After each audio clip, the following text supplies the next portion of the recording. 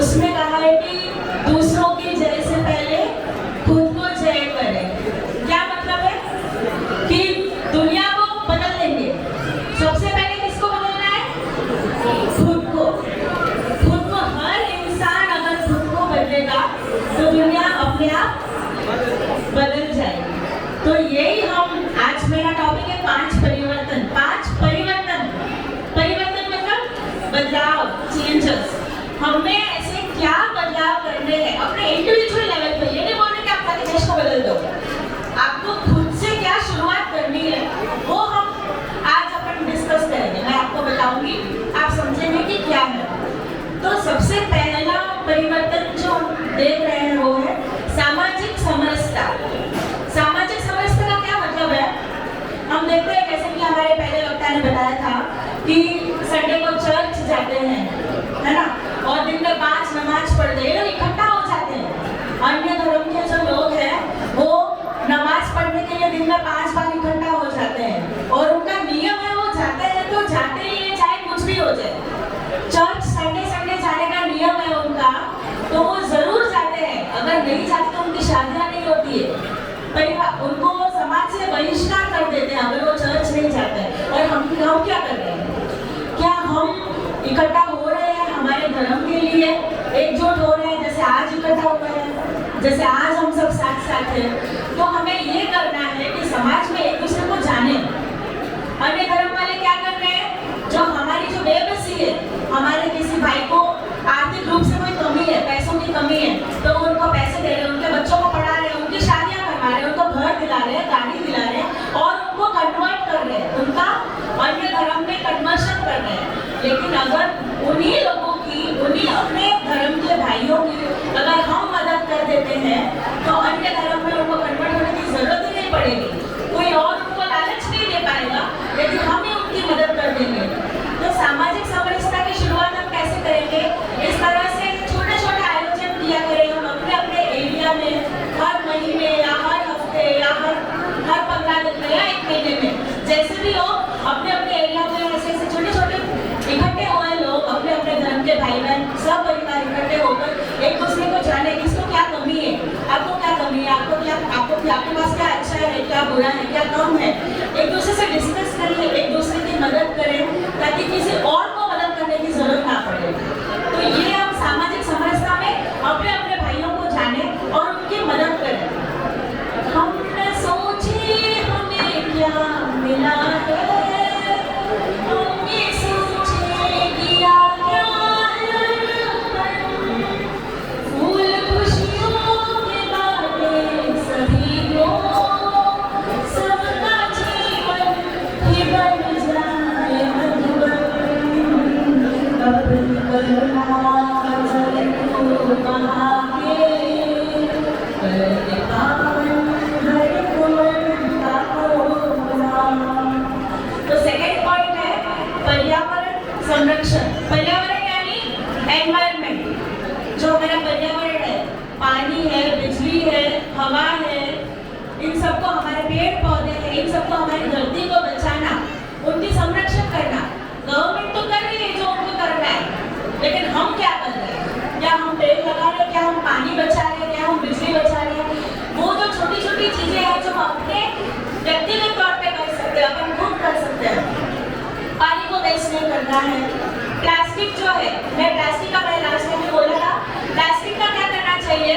जो प्लास्टिक के चॉकलेट के बिस्किट के रैपर्स है जो हम फेंक देते हैं, कचरे में डाल देते हैं, तो उनको कचरे में डालने से जो गौ माता है वो खाती है, फिर वही दूध हम पीते हैं, तो वो दूध क्या हमको कोई गुण करेगा?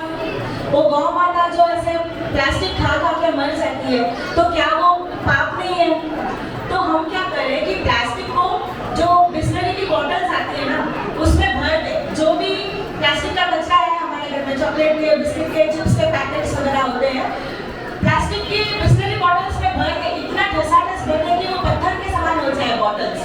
फिर चाहे आप उसको फेंके, उससे क्राफ्ट वर्क भी बनते हैं। हालांकि अगर आप YouTube में देखेंगे बच्चे वगैरह, तो ऐसी ऐसी बॉटल्स में प्लास्टिक को भर के उससे क्राफ्ट वर्क बना सकते हैं, टेबल्स बना सकते हैं, बहुत सारी चीजें।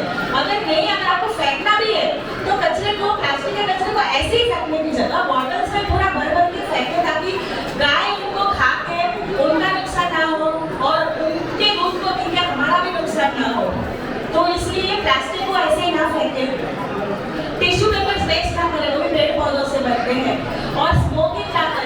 हमारे धर्म में मैं जानती हूँ कि हमारे भाई लोग स्मोकिंग नहीं करते हैं, फिर भी अगर कोई स्मोकिंग करते हैं तो स्मोकिंग आज ही छोड़ दें।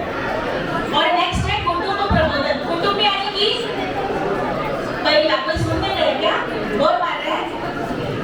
इसके बाद बहुत अच्छा प्रोग्राम होने वाला है, बहुत अच्छा ड्रामा होने वाला है, तो उसके लिए पहले मेरे को सुनना पड़ेगा, तो मुझे झेलना पड़ेगा। तो कुटुंब प्रबोधन में परिवार को कैसे साथ में रखें, कैसे परिवार की उन्नति करें, वो हमारा ही फर्ज है ना, हर लेडीज का, हर जेंट्स का, हर बच्चों का। माता से निवेदन है कि स्थिति बनाए रखें। अगर आप उनको आप आपस में बातें करेंगे तो उनको सुन नहीं पाएंगे। आपसे विनती है कि थोड़ी स्थिति बनाए रखें।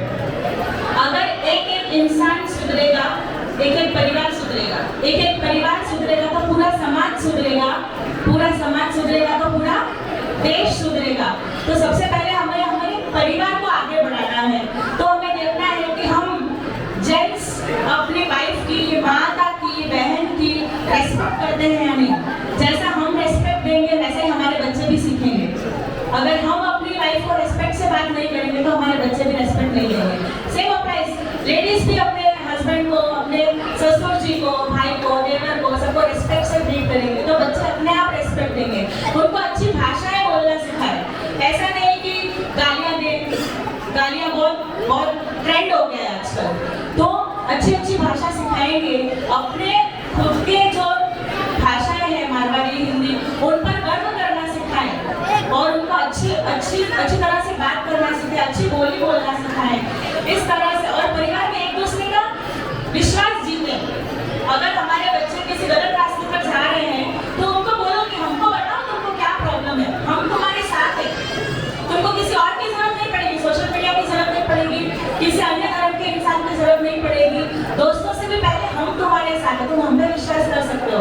इस तरह से अपने परिवार वालों पर विश्वास जीतें और अपने परिवार की उन्नति करें।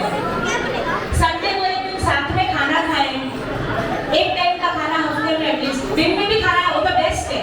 अगर दिन में एक बार साथ में खाएं या साथ में चाय पिए बैठकर, जो भी आप लेते हैं, दादी नानी जो भी बड़े हैं घर में उनके साथ बैठकर खाए पिए बातें करें, ताकि हम एक दूसरे को जान पाएंगे, समझ पाएंगे। तो एक दूसरे के विश्वास पात्र बनो। और नेक्स्ट है स्व आधारित जीवन, यानी कि स्वदेशी को अपनाओ। अपने कपड़े, अपनी भाषा और अपने प्रोडक्ट्स, इनको यूज करें विदेशी प्रोडक्ट्स को यूज करने की जगह।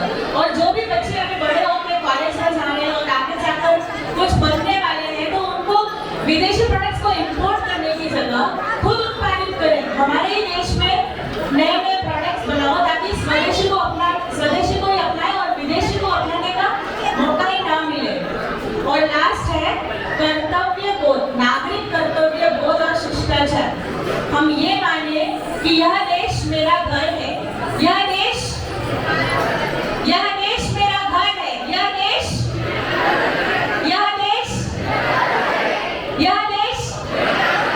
अभी भी आधे लोग शायद सुन भी नहीं रहे हैं, तो जवाब आवाज में जोर ही नहीं आ रहा है।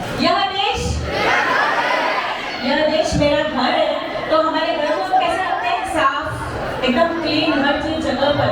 तो हमारे भी पब्लिक प्लेसेस को, जो रास्ता है, रोड है, वहाँ पे कचरा ना फेंके, पब्लिक प्लेसेस को साफ रखें, रूल्स को फॉलो करें। ट्रैफिक के rules, red light, green light, yellow light सबको पता है ना, लेकिन फॉलो कोई करते नहीं है। तो ट्रैफिक के रूल्स को फॉलो करें और देश के जो अन्य कानून है उनको भी फॉलो करें। गवर्नमेंट ने बहुत सारी चीजें हमारे लिए दी है, जैसे कि पोलियो वैक्सीन है, पोलियो ड्रॉप्स है, वैक्सीन है, उनका लाभ ले, वोट देने जाए। लेडीज को भी वोट दें ना, लेडीज भी इंसान है, हमारे देश के नागरिक है, तो लेडीज भी वोट दें, जेंट्स भी वोट दें। चाहे आपको सरकार पसंद हो चाहे ना पसंद हो, लेकिन वोट देने जरूर जाए, वो अपना अधिकार है। जो हमारे अधिकार है उनको हम यूज करें, वोट देने जाए। और पब्लिक प्रॉपर्टीज जो मॉन्यूमेंट्स है ना, म्यूजियम्स है, पुलिस स्टेशन है, रास्ते हैं, उन सब की प्रोटेक्शन करें, उनको साफ रखें। दीवारों पे वहाँ पे जाके अपना नाम लिखे, सोचते कि हम भी अमर हो गए। हमको अमर नहीं होने की जरूरत है, हम अच्छे काम करके अमर हो जाएंगे। जो हमारे देश का हेरिटेज है ना, उसको हमको अमर करना है। तो ये सब छोटे छोटे जो रूल्स हैं, छोटी छोटी चीजें हैं, जिनको हम फॉलो करके व्यक्तिगत तौर पे देश को आगे ले जाने में मदद कर सकते हैं। हम हमारे देश के लिए कुछ भी कर सकते हैं, क्योंकि ये देश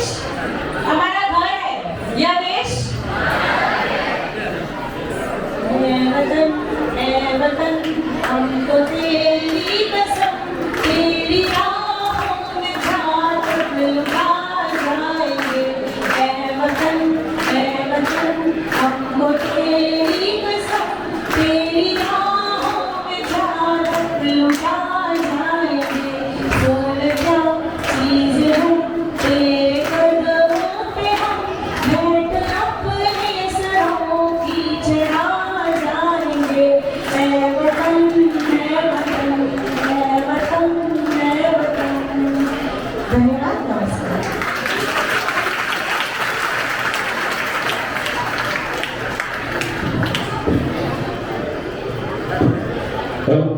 बहुत बढ़िया बताइएगा, जोरदार तालियां बजा आपके सम्मान में।